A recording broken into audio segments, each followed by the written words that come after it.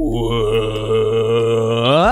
up, guys? Welcome to Daily Dose of Reddit. This is your host, Zach, and today's subreddit is r/IDontWorkHereLady. Alright, here we have a story called, I work for this corporation, but not this location. I had this happen a few days ago. I work for a state corporate mega mart since I don't work as a server since getting fired because of needing to cut payroll. So I am doing some shopping across town for some things I needed. I'm in a local gaming store as I wanted a Hori joystick for playing Street Fighter V and some other 2D fighting games for my PS4. I get a text message from my mom asking me to stop at the local Mega Mart to pick up a few things, as I needed to pick up some stuff of my own since I am a vegan. Found a way to mention it, didn't you, buddy?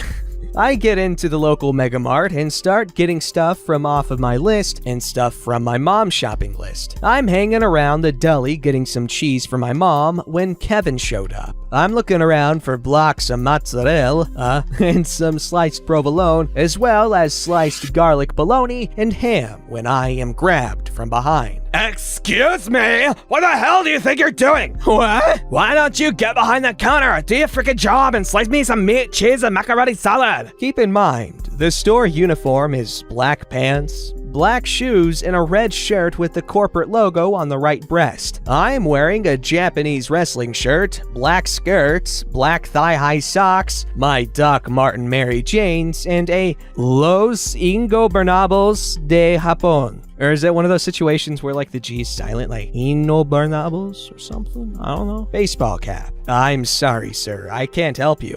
What are you saying? You can't freaking help me?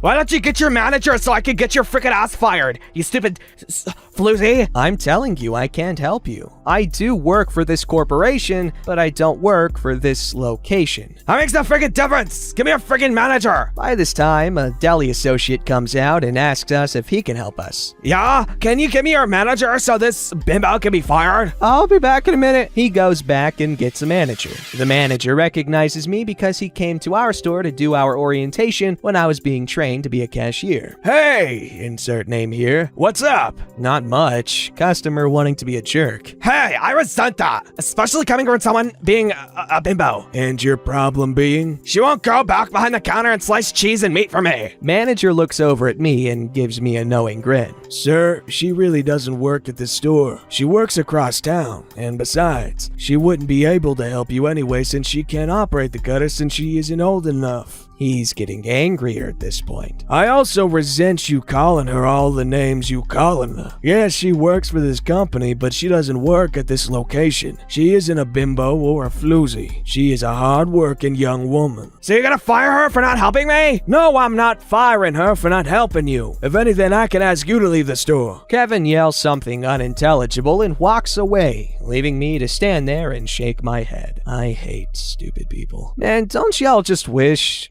they didn't have stories like this, like nothing else to them? Like, I hate it, man. Like, I hate OP for that. I hate you, OP.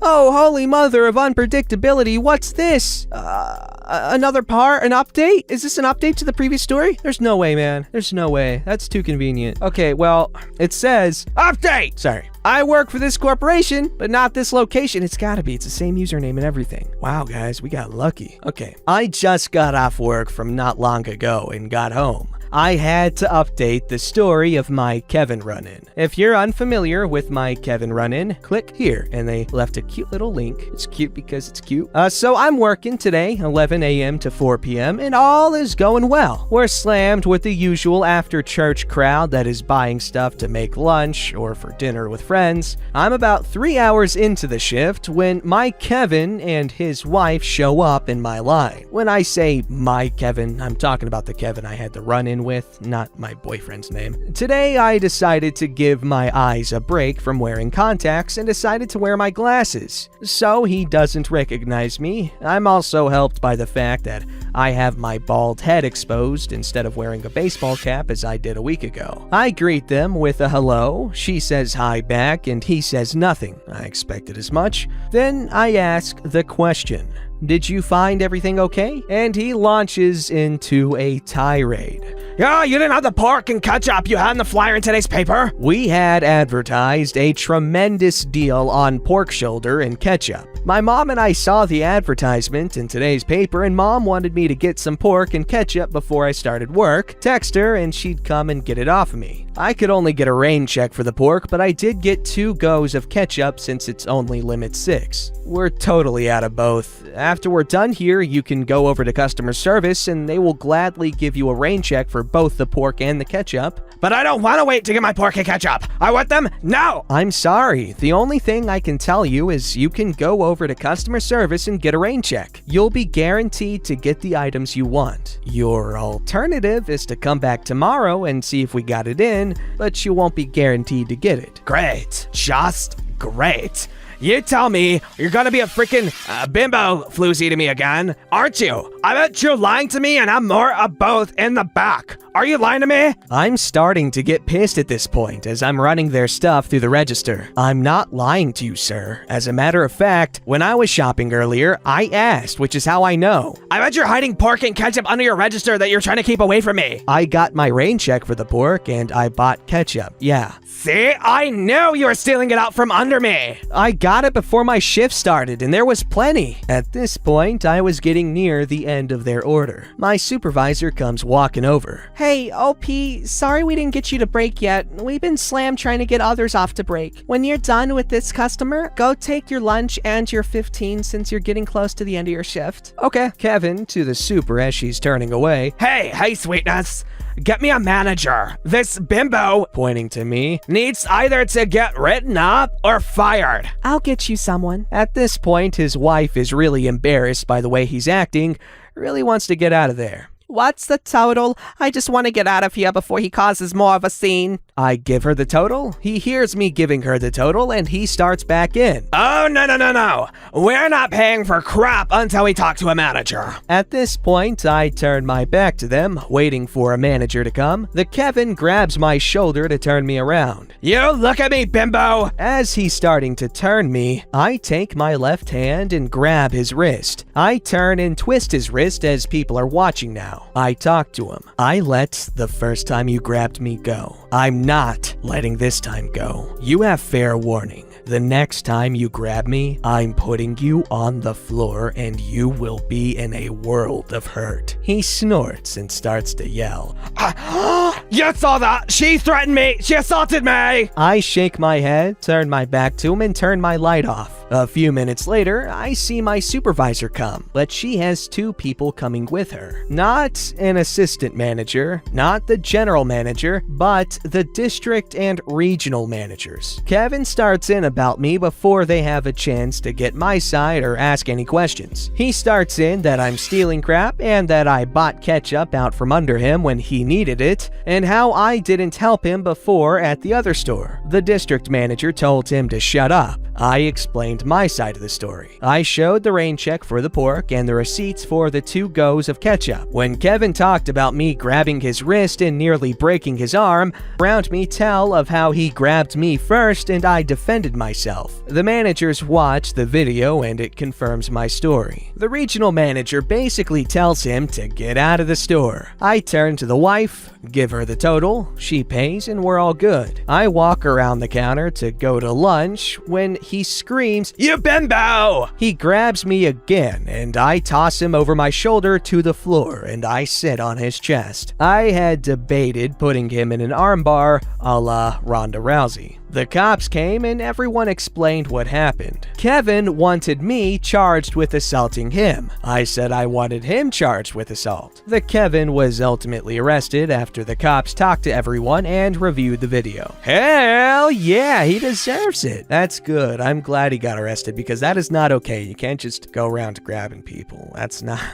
gonna go well for you, man. Alright, this story's called An I Don't Work Here Lady Encounter at Bunnings. Bunnings. Don't get that wrong, guys. At Bunnings. Where? At Bunnings. Where? At Bunnings. Okay. Long-time lurker, first-time poster. Figured I should start sharing some stories since this stuff seems to happen to me every other week. Background. I live about 30 minutes from a moderate-sized town where I work and shop, generally on the same days to save myself extra trips.